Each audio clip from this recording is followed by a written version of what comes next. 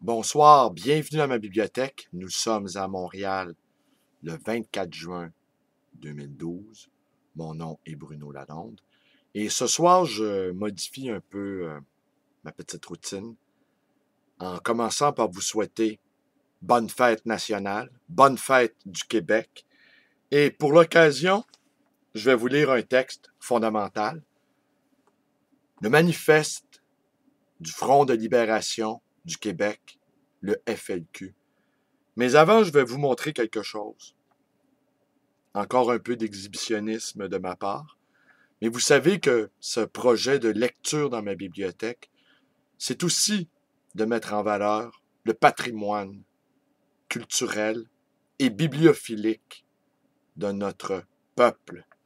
Alors, je vais vous montrer un document qui, paradoxalement, est extrêmement rare, même s'il a été imprimé à des milliers d'exemplaires. Et après, je vais vous raconter une petite anecdote plutôt étonnante. Alors, je vous montre ceci. Vous voyez, c'est le manifeste original, tel qu'on l'offrait au début de la crise d'octobre en 1970. Vous voyez, ce document-là a été imprimé à des milliers d'exemplaires, donc on pouvait le trouver partout. Et comme c'est la nature de ce genre de pamphlet, d'être imprimé sur du mauvais papier, et les gens ne réalisent pas qu'ils vivent des temps historiques. C'est un petit peu différent maintenant avec le Printemps québécois. Déjà, le Printemps québécois a donné un nombre incroyable d'œuvres d'art et les gens en sont conscients de la valeur artistique. Mais en 1970, nous n'étions pas conscients. Nous étions conscients de vivre un grand moment historique. Mais nous n'étions pas conscients des documents, des pièces, des tracts, qui sont devenus assez recherchés aujourd'hui. En tout cas, celui-ci, je vous le remonte à l'écran. C'est extrêmement rare. Et pourtant, il y en a eu beaucoup. La deuxième petite histoire que je vais commencer avant de vous lire le manifeste, c'est que j'ai eu en ma possession l'imprimante servant à imprimer le manifeste. Une Gestetner. Comment j'ai eu ça? Bah, je vais essayer de vous faire ça simple, sans nommer personne. C'était la nièce d'un de mes bons amis, la tante d'un de mes bons amis, qui était très impliqué dans le premier mouvement indépendantiste, le RIN. Et elle avait conservé chez elle, à la suite de la loi des mesures de guerre, elle avait conservé chez elle, dans sa somptueuse résidence d'Outremont, la fameuse Gestetner. Quelques années plus tard, vers 1977-78, je ne sais pas comment ça se fait, au cours de nombreux déménagements, l'ami en question m'a donné cette Gestetner. Mais à l'époque, on n'était pas conscient que ça pouvait représenter une pièce patrimoniale. Et surtout, nous étions à peine des adultes. Alors, comment cette Gestetner a terminé sa course? Eh bien, de la manière la plus absurde qui soit.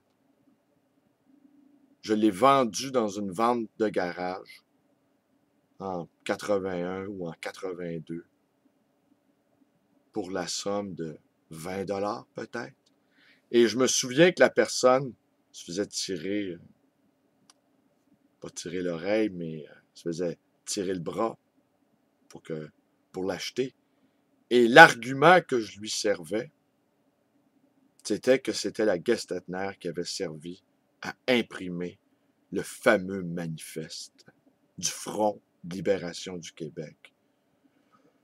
Et ce n'était pas un argument, semble-t-il, très, très, très convaincant.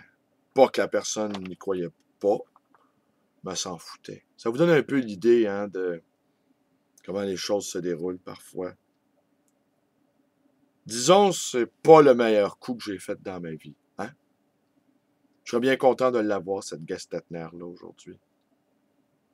Mais j'ai pensé que pendant quelques années, 2 ans peut-être, je l'ai traîné dans mes nombreux déménagements, parce que je déménageais souvent dans ce temps-là.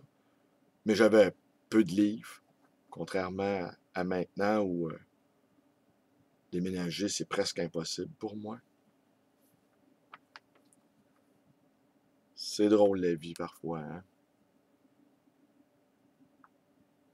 Le Front de libération du Québec n'est pas le Messie, ni un Robin des Bois des temps modernes. C'est un regroupement de travailleurs québécois qui sont décidés à tout mettre en œuvre pour que le peuple du Québec prenne définitivement en main son destin. Le Front de libération du Québec veut l'indépendance totale des Québécois, réunis dans une société libre et purgés à jamais de sa clique de requins voraces, les big boss patronneux et leurs valets qui ont fait du Québec leur chasse gardée de cheap labor et de l'exploitation sans scrupules. Le Front de libération du Québec n'est pas un mouvement d'agression, mais la réponse à une agression, celle organisée par la haute finance, par l'entremise des marionnettes des gouvernements fédéral et provincial.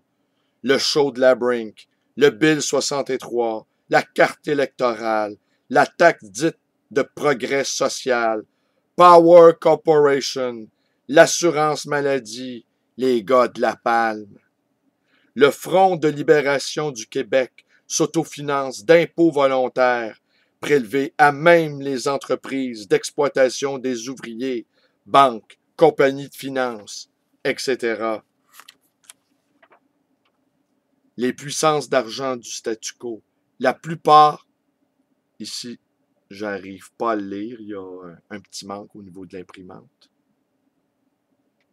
Les tuteurs de notre peuple ont obtenu la réaction qu'il espérait, le recul plutôt qu'un changement, pour lequel nous avons travaillé comme jamais, pour lequel on va continuer à travailler.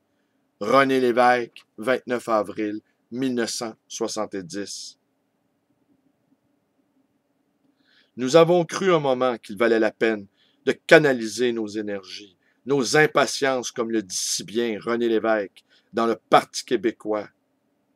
Mais la victoire libérale montre bien ce qu'on appelle démocratie au Québec n'est en fait et depuis toujours que la démocratie des riches. La victoire du Parti libéral, en ce sens, n'est en fait que la victoire des faiseurs d'élections, Simard, Cotroni. En conséquence, le parlementarisme britannique, c'est bien fini, et le Front de libération du Québec ne se laissera jamais distraire par les miettes électorales que les capitalistes anglo-saxons lancent dans leurs basses-cours québécoises à tous les 4 ans. Nombre des Québécois ont compris et ils vont agir. Bourassa, dans l'année qui vient, va prendre de la maturité. 100 000 travailleurs révolutionnaires organisés et armés. Oui, il y en a des raisons à la victoire libérale. Oui, il y en a des raisons à la pauvreté, au chômage, au taudis, au fait que vous, M. Bergeron, de la rue Visitation, et vous aussi, M. Legendre, de Ville de Laval, qui gagnez 10 000 $ par année, vous ne vous sentiez pas libre en notre pays, le Québec. Oui, il y en a des raisons, et les gars de la Lord les connaissent, les pêcheurs de la Gaspésie, les travailleurs de la Côte-Nord, les mineurs de l'Iron Ore, de Québec Quartier Mining, de la Noranda, les connaissent eux aussi ces raisons, et les braves travailleurs de Cabano que l'on a tenté de fourrer une fois de plus en savent des tas de raisons. Oui, il y en a des raisons que vous, M. Tremblay, de la rue Panet, et vous, M. Cloutier, qui travaillez dans la construction à Saint-Jérôme, vous ne puissiez vous payer des vaisseaux d'or avec la belle zizik et tout le fling-flang comme le fait Drapeau l'aristocrate, celui qui se préoccupe tellement des taudis qu'il a fait placer des panneaux de couleur devant ceux-ci pour ne pas que les riches touristes voient notre misère. Oui, il y en a des raisons pour que vous, Madame Lemay de Saint-Hyacinthe, vous ne puissiez vous payer des petits voyages en Floride, comme le font, avec notre argent, tous les sales juges et députés. Les braves travailleurs de la Vickers et ceux de la Davis Ship les savent ces raisons, eux à qui l'on n'a donné aucune raison pour les crisser à la porte. Et les gars de Murdochville que l'on a écrasés pour la seule et unique raison qu'ils voulaient se syndiquer et à qui les sales juges ont fait payer plus de 2 millions de dollars parce qu'ils avaient voulu exercer ce droit élémentaire. Les gars de Murdochville la connaissent, la justice, et ils en connaissent des tas de raisons. Oui, il y en a des raisons, pour que vous, monsieur Lachance de la rue Sainte-Marguerite, vous alliez noyer votre désespoir, votre rancœur et votre rage dans la bière du chien à Molson, et toi, Lachance fils, avec tes cigarettes de mari. Oui, il y en a des raisons pour que vous, les assistés sociaux, on vous tienne de génération en génération sur le bien-être social. Il y en a des tonnes de raisons. Les travailleurs de la Domtar à Windsor et à East Angus les savent, et les travailleurs de la Squibb et de Hires, et les gars de la Régie des alcools, et ceux de la 7-Up, et de Victoria Precision, et les cols bleus de Laval et de Montréal, et les gars de La Palme en savent des tas de raisons. Les travailleurs de DuPont of Canada en savent eux aussi, même, et bientôt, ils ne pourront que les donner en anglais. Ainsi assimilés, ils iront grossir le nombre des immigrants néo-québécois, enfants chéris du Bill 63. Et les policiers de Montréal auraient dû les comprendre ces raisons, eux qui sont les bras du système. Ils auraient dû s'apercevoir que nous vivons dans une époque terrorisée, parce que sans leur force, sans leur puissance, plus rien ne fonctionnait le 7 octobre.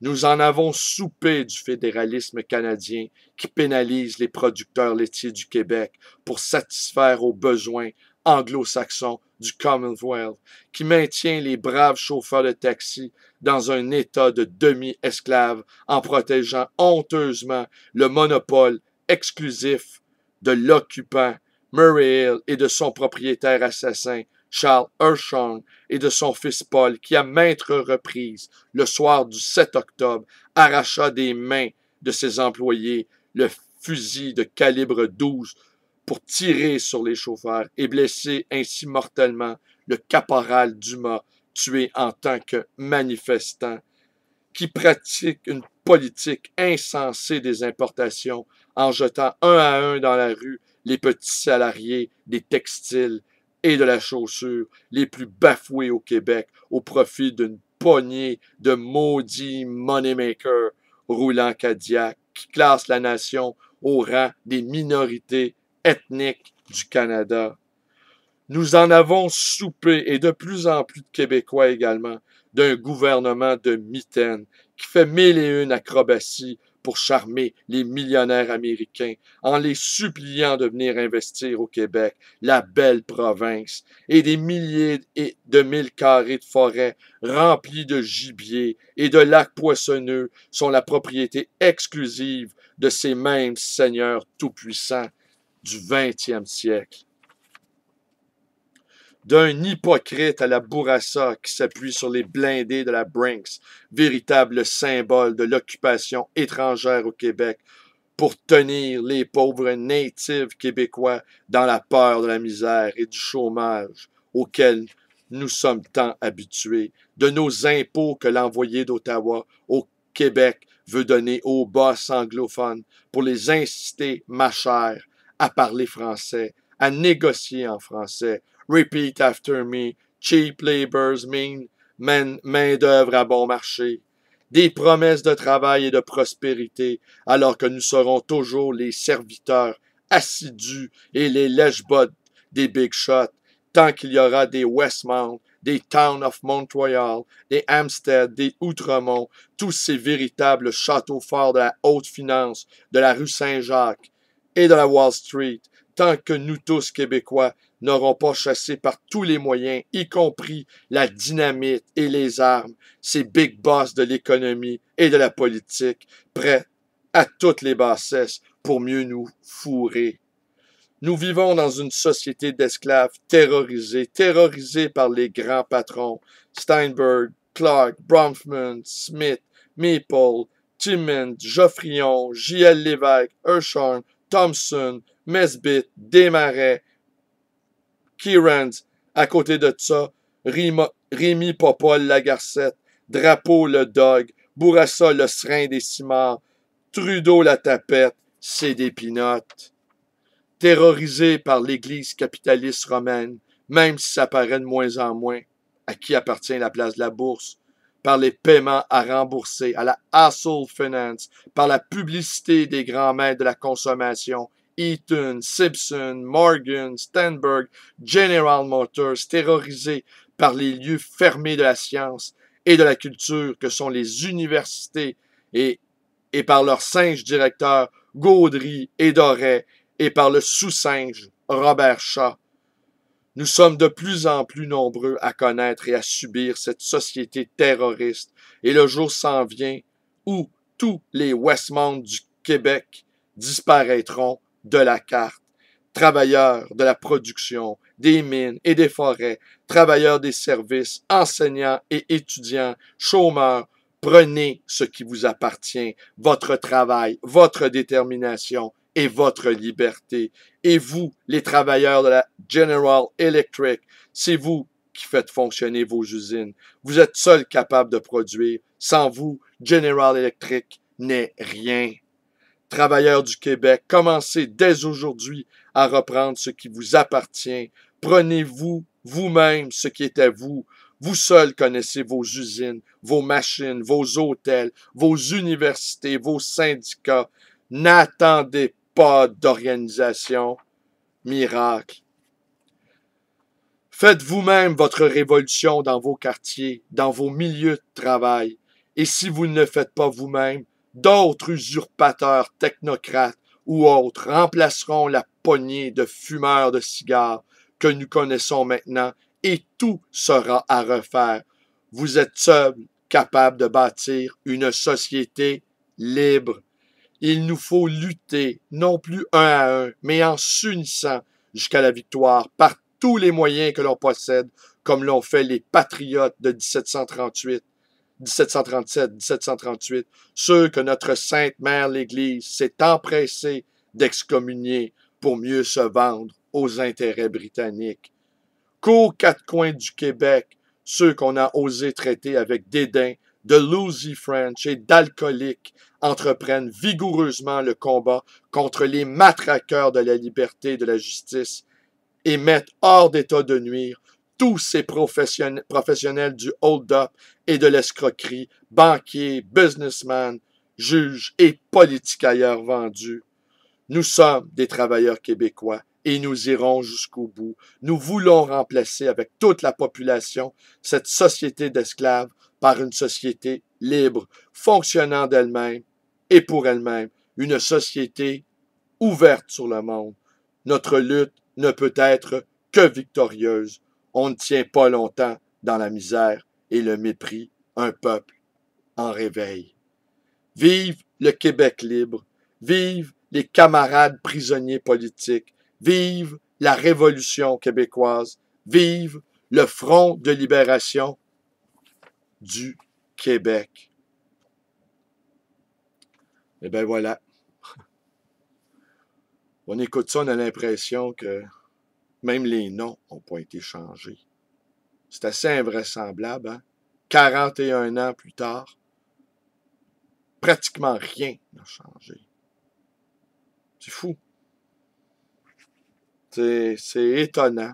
Alors, c'est sûr, rien ne battra, d'ailleurs, après, je vais aller mettre ça sur Facebook dans pas longtemps, rien ne battra la lecture neutre du lecteur de nouvelles de Radio-Canada, Gaëtan Montreuil, qui Le FLQ avait fait une offre de ne pas exécuter, si ma mémoire est bonne peut-être, le diplomate Cross. En tout cas, il y avait eu un deal. Et il avait lu sur les ondes de Radio-Canada, et peut-être même à Télémétropole, TVA, le, le manifeste du FLQ. Et pour ceux qui s'en souviennent, moi j'étais enfant, c'était un incroyable moment de télévision.